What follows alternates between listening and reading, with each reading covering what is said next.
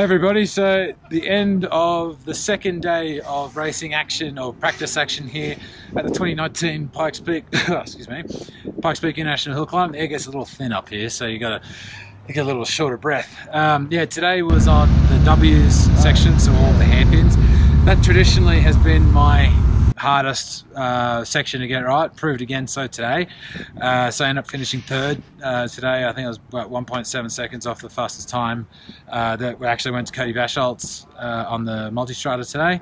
Yeah, so got a bit of work to do. We spent, it wasn't a complete loss though today. We did a lot of work. We changed shock springs as well on the back just to try and see if we could get the thing to drive a little bit nicer off the corner.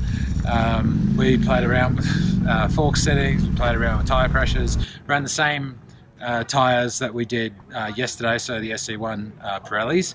So look, it's all good, it's all trial and error. We do have, I'm not reading too much into this one today, although like I've got all my videos and I've got my references and that kind of stuff, and I'm going to be going home tonight and doing a lot of study.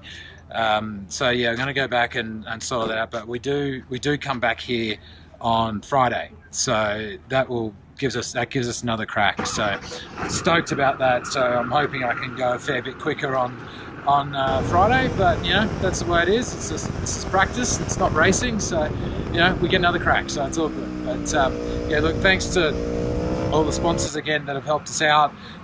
Aprilia, Piaggio, Group Americas, Pirelli for all the tyres that you guys have given us. AGV, Dainese, Cycle News, Tagger Designs as well for my kick-ass helmet design that they did for us as well.